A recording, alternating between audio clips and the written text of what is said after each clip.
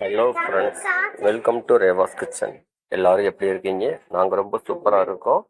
இன்னைக்கு இந்த வீடியோவில் பலாப்பழம் எப்படி நல்ல பழமாக பார்த்து வாங்குறது, அதை எப்படி அறுத்து சுளை எடுக்கிறது அப்படிங்கிறது தான் உங்ககிட்ட காட்ட போகிறேன். நேற்று நம்ம பழனி போயிட்டு வர்ற வழியில் பழம் விற்றாங்க. எப்பவுமே பலாப்பழம் வாங்குறீங்க அப்படின்னா கடைகளில் சுளைகளாக வாங்குனீங்க அப்படின்னா 4-5 வாங்கி சாப்பிடலாம். நிறைய சாப்பிட நினைச்சீங்கன்னா நீங்க பழமா தான் வாங்கணும். பழமா வாங்கும் பொழுது என்ன சொல்லுவாங்கன்னா, அந்த மேல இருக்கிற முள் எல்லாமே தள்ளி தள்ளி இருக்கணும் அப்படிம்பாங்க. எந்த பலாப்பழத்துலையுமே முள் தள்ளி தள்ளி நல்ல பெரிய முள்ளா இருந்தது அப்படின்னா உள்ள சுளைகள் பெரியதா நல்லா இருக்கும். இந்த மாதிரி அடுக்கடுக்கு முள் இருந்தாலுமே பழம் ஒரே மாதிரி மேடு பள்ளம் இல்லாம இருந்ததுன்னா கண்டிப்பா அதுல சுளை இருக்கும். நான் இங்க வாங்கின பழம் பாத்தீங்கன்னா நல்லா பழுத்துருச்சு. கனிஞ்ச பழத்தை வாங்கினேன். பச்சை பசேல்னு வாங்கினீங்கன்னா உடனே சாப்பிட முடியாது, பழுத்திருக்காது.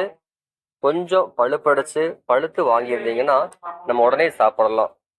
இன்னைக்கு நான் ஒரு பழம் வாங்கிட்டு வந்திருக்கேன். 13 கிலோ இருந்துக்குது, 250 ரூபா. இதை எப்படி கட் பண்ணலான்னு பார்த்தீங்கன்னா ஒன்றும் இல்லை, கதிர் அரிவாள்ல முழுக்க தேங்காய் எண்ணெய் தடவியாச்சு. கையிலையும் முழுக்க தேங்காய் எண்ணெய் தடவி நான் அந்த பழத்தை கட் பண்ண போறேன். நேரா 2ஆ கட் பண்ணிட்டீங்கன்னா ஒரு சொல்ல கூட சேதமாகாம அப்படியே எடுத்துடலாம். இப்ப பழத்தை கட் பண்ணியாச்சு.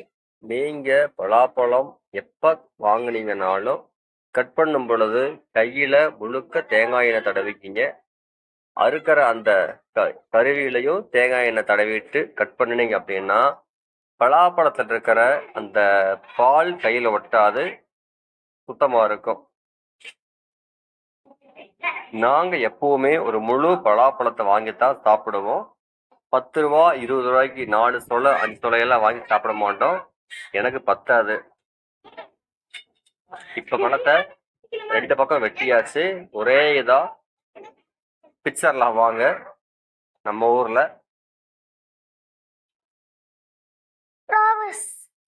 இவ்வளவுதான், எந்த சேதமும் இல்லாம இந்த பலாப்பழத்தை நான் பிச்சுட்டேன்.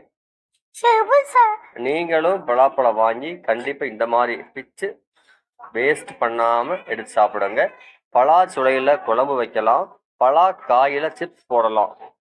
நாங்க எப்பவுமே பலா சுளைய எடுத்து பழத்தை சாப்பிட்டு எல்லா விதைகளையும் குழம்பு வச்சு சாப்பிடுவோம், வேக வச்சு சாப்பிடுவோம். இந்த வீடியோ உங்களுக்கு பிடிச்சிருந்தா உங்க ஃப்ரெண்ட்ஸுக்கு ஷேர் பண்ணுங்க.